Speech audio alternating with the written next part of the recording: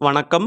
முனைவர் கி. ராம் கணேஷ். இன்னைக்கு நாம தொல்காப்பியர் இயற்றிய தொல்காப்பியம் என்ற இலக்கண நூல்ல 3வது அதிகாரமாக இடம்பெற்றிருக்கக்கூடிய பொருளதிகாரத்தில் மரபியல் என்ற கடைசி இயல் இருக்கிறது. அந்த மரபியலில் இருக்கக்கூடிய 32 உத்திகள் குறித்து இந்த பதிவில் பார்க்க போகிறோம். இந்த 32 உத்திகளுமே ஒரு நூல் உருவாக்கும் போது, ஒரு புத்தகமோ அல்லது நூல்னு சொல்கிறோம் இல்லையா, அதை உருவாக்குறப்போ என்னென்ன மாதிரியான வழிமுறைகளை பின்பற்ற வேண்டும், அந்த வழிமுறையை தான் உத்தி என்று சொல்லுகிறார்கள். அப்படியாக தொல்காப்பியர் மரபியல் என்ற இந்த இயல்ல 32 உத்திகள் குறித்து ஒரு நூற்பாவில் குறிப்பிடுறாரு. இதுதான் தொல்காப்பியத்தில் கடைசி நூற்பா. அந்த 32 உத்திகள் என்ன அப்படிங்கிறத இந்த பதிவில் பார்க்க போகிறோம். அதாவது ஒரு நூல் உருவாக்கும் போது அந்த பொருந்திய அறிவோட அந்த உத்தி வகையை விரித்து எழுதுனா அது மொத்தம் 32ஆக வரும். அந்த 32 என்ன அப்படிங்கிறத தான் தொல்காப்பியர் குறிப்பிட்டிருக்கிறார். அதற்கான விளக்கத்தை இந்த பதிவில் பார்க்க போகிறோம். முதலாவது நாம் பார்க்கக்கூடியது நுதலியது அறிதல். அதாவது நுதலியது அப்படின்னா சொல்லி இருப்பது அப்படின்னு அர்த்தம். அப்போ சொல்லி இருக்கிறத விளங்கும்படி எழுதுதல், அதுதான் நுதலியது அறிதல் அப்படிங்கிற உத்தி. இரண்டாவது உத்தி என்னன்னு பாருங்களேன், அதிகார வகை. அதாவது பகுத்து சொல்கிறது, இப்படி இப்படின்னு நம்ம சொல்லுவோம் இல்லையா, அந்த மாதிரி பகுத்து சொல்கிறது தான், பகுப்பு முறை தான் அதிகார வகை அப்படின்னு சொல்லக்கூடிய இரண்டாவது உத்தி. மூன்றாவது தொகுத்து கூறல் அப்படிங்கிற உத்தி. தொகுத்து கூறல்னா என்ன அர்த்தம்? இப்போ உதாரணமாக பாருங்களேன், இப்போ மெய்ப்பாடுகள் பற்றி சொல்லும்போது நகையே அழுகை இப்படி என்பது போல தொகுத்து சொல்கிறது, இதுதான் மூன்றாவது உத்தி. நான்காவது உத்தி என்ன அப்படின்னா வகுத்து மெய்நிறுத்தல். முன்னாடி தொகுத்து சொன்னோம் இல்லையா, அதை அப்படியே பிரித்து ஒன்றொன்னா சொல்கிறது, அதுதான் நான்காவது உத்தியாக சொல்லப்படக்கூடிய வகுத்து மெய்நிறுத்தல். அதற்கு அடுத்தபடியாக ஐந்தாவது உத்தி என்னன்னு பாருங்க, மொழிந்த பொருளோடு ஒன்ற அவ்வையின் மொழியாததனை முற்றின்று முடித்தல். அதாவது என்னன்னா, சொன்னதை வச்சு சொல்லாததையும் அறியும்படியாக செய்யக்கூடிய ஒரு உத்தி, சொன்னதை வச்சு சொல்லாததையும் புரியும்படி செய்யக்கூடிய ஒரு உத்தி, அதுதான் ஐந்தாவது உத்தி. அடுத்து ஆறாவது உத்தி பாருங்க, வாராதனான் வந்தது முடித்தல். அதாவது பலவற்றில் சொல்லாததை வச்சே சொன்னதை புரிய வைக்கிறது, அதுதான் ஆறாவது உத்தி. ஏழாவது உத்தி பாருங்க, வந்தது கொண்டு வாராதது உணர்த்தல். அதாவது அவற்றில் கூறியதை வைத்து கூறாததை அறிய செய்தல். அதாவது ஒரு சின்ன வேறுபாடு தான். அதாவது சொன்னதை வச்சே சொல்லாத அறிய செய்தல்.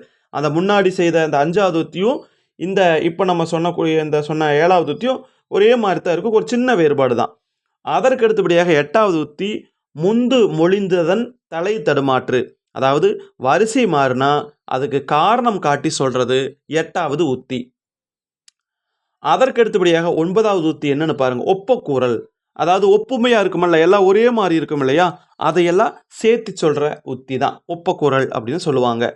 அதுக்கு அடுத்தபடியாக 10வது உத்தி ஒருதலை மொழிதல். அப்படின்னா என்ன அர்த்தம்னா, ஒரு சொல்லுக்கு 2 பொருள் வரும்போது அதை ஒன்றை தெளிவுபடுத்துறது, எதை நம்ம முக்கியமாக காட்டணுமோ அதை தெளிவுபடுத்துறது, அதுதான் ஒருதலை மொழிதல். அதாவது இரு பொருள் படும்போது ஒன்றை தெளிவுபடுத்துறது. அதுக்கு அடுத்தபடியாக 11வது உத்தி என்னன்னா தன்கோள் கூறல். அதாவது தானே கண்ட தன்னுடைய கோட்பாட்டை எடுத்து சொல்றதுக்கு பேர் தான் தன்கோள் கூறல் அப்படிங்கிற உத்தி.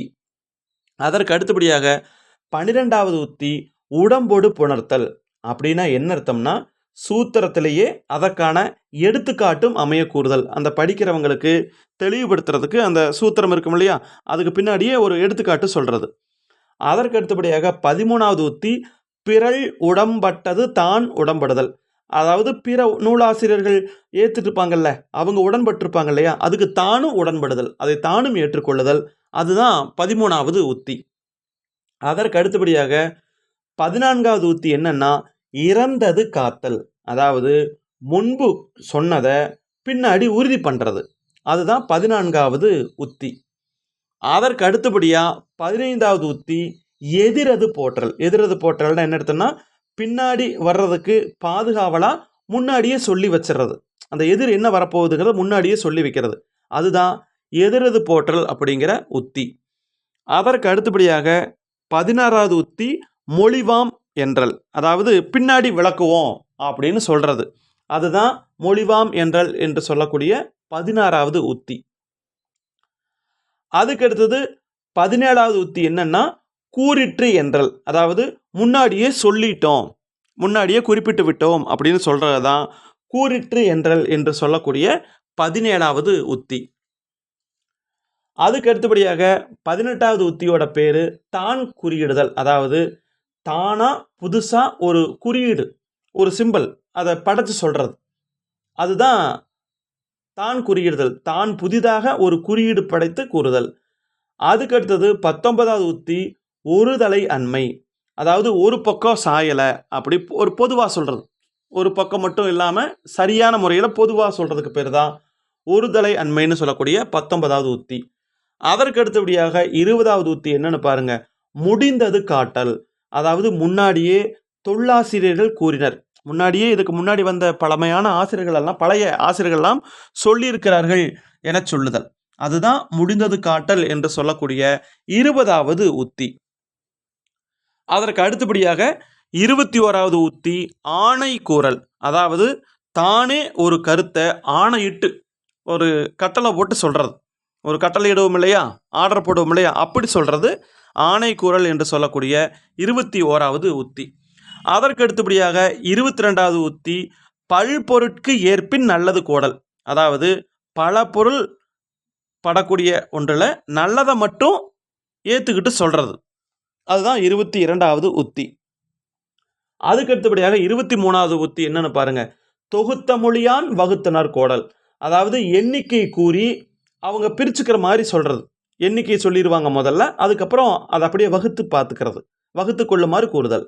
அதற்கு அடுத்தது 24வது உத்தி மறுதலை சிதைத்து தன் துணிவு உரைத்தல். அதாவது தன்னை யாராவது மறுத்திருப்பாங்க இல்லையா, அதை தானும் மறுத்து தன்னுடைய முடிவை நிலைநிறுத்துறது, தன்னை மறுத்தவங்களுடைய கருத்தை மறுத்து தன்னுடைய முடிவு என்ன அப்படிங்கிறத நிலைநிறுத்தணும், அதுதான் 24வது உத்தி. அதற்கு அடுத்தபடியாக 25வது உத்தி பிறன்கோட் கூறல். அதாவது மேற்கோள் காட்டுறது, கொட்டேஷன் காட்டுறது, அதுதான் பிறன்கோட் கூறல் என்று சொல்லக்கூடிய 25வது உத்தி. அதற்கு அடுத்தபடியாக 26வது உத்தி அறியாது உடன்படல். அதாவது தான் அறியாத ஒன்றை அடுத்தவங்க சொல்லியிருந்தா அதுக்கு ஏற்றுக்கிறது, அந்த உடன்படுறது 26வது உத்தி. அடுத்து 27வது உத்தி பொருள் இடையிடுதல். அதாவது தொடர்ச்சி இல்லாமல் ஒரு இடையில சொல்றது, அதுதான் 27வது உத்தி. அதுக்கு அடுத்தபடியாக 28வது உத்தி எதிர்பொருள் உணர்த்தல். அதாவது எதிர்கால வழக்கிற்கும் ஏற்கக்கூடிய வகையில் சொல்றது 28வது உத்தி. அதற்கடுத்து 29வது உத்தி சொல்லின் எச்சம் சொல்லியாங்க உணர்த்தல். சொன்னதை சொல்லி அதில் சொல்லாததை உணர வைக்கிறது, அந்த எச்சத்தை உணர வைக்கிறது. அதுக்கடுத்து 30வது உத்தி தந்து புணர்ந்துரைத்தல். அதாவது உட்கருத்தை வெளிப்படுத்தி சொன்னதோட பொருத்தி காட்டுறது. அதற்கடுத்து 31வது உத்தி ஞாபகம் கூறல். முன்னர் சொன்னதையே அதோட தொடர்புடையதோட நினைவுபடுத்துறது. 32வது உத்தி உய்த்து கொண்டு உணர்த்தல். ஒரு கருத்தை உய்த்துணர யூகித்து அறிய வழிவைத்தல். இப்படியாக தொல்காப்பியர் 32 உத்திகளை பற்றி மரபியலில் குறிப்பிட்டிருக்கிறார். மிக்க நன்றி. மீண்டும் நாம இன்னொரு பதிவில் சந்திக்கலாம். நன்றி.